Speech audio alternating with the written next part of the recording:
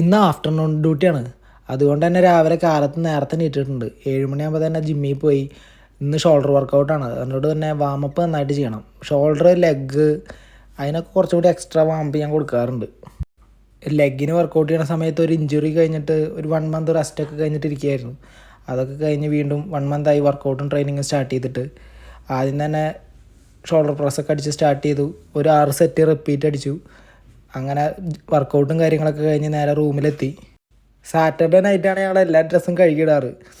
അപ്പോൾ അത് കഴുകിയിട്ടൊക്കെ എടുത്ത് സെറ്റാക്കി വെച്ചു. പിന്നെ വർക്കൗട്ട് വന്നിട്ട് ഹാഫ് ആൻ അവേഴ്സിൻ്റെ ഉള്ളിൽ തന്നെ പ്രോട്ടീൻ കൊടുക്കണം. എന്നാലാണ് മസിലിന് കുറച്ചും കൂടി റിക്കവറിങ് ഗ്രോത്തും ഉണ്ടാവാനുള്ള ചാൻസ് ഹൈ ആണ്.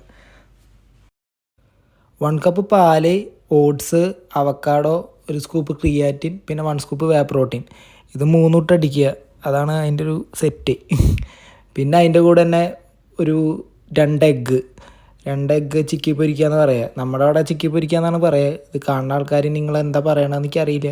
അതൊന്ന് കമൻറ്റിലിട്ട്. ഇങ്ങനെ കുരുമുളകും പെപ്പറും നശിപ്പിക്കണതിനാണ് ഇത് പറയുക, ചിക്കി പൊരിക്കുക എന്നുള്ളത്.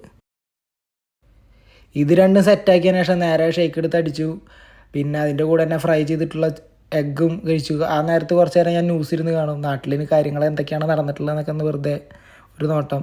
പിന്നെ ഡ്രസ്സും കാര്യങ്ങളൊക്കെ മടക്കി സെറ്റാക്കി വെച്ചു. ഇങ്ങനെ മടക്കി സെറ്റാക്കിയിരിക്കുന്നത് കാണാനാണ് ഒരു സാറ്റിസ്ഫാക്ഷൻ എപ്പോഴും. പിന്നെ കുരുമുളകും ഉപ്പും ഇട്ടിട്ടുള്ള ചിക്കൻ ഒന്ന് ഫ്രൈ ചെയ്ത് സെറ്റാക്കി. സമയം 11:15. ഞാൻ കുളിച്ച് ഫ്രഷായി വന്നു. കുറച്ച് നേരം കിടന്നുറങ്ങും. അത് കഴിഞ്ഞിട്ട് നേരെ ഡ്യൂട്ടിക്ക്. ബൈ.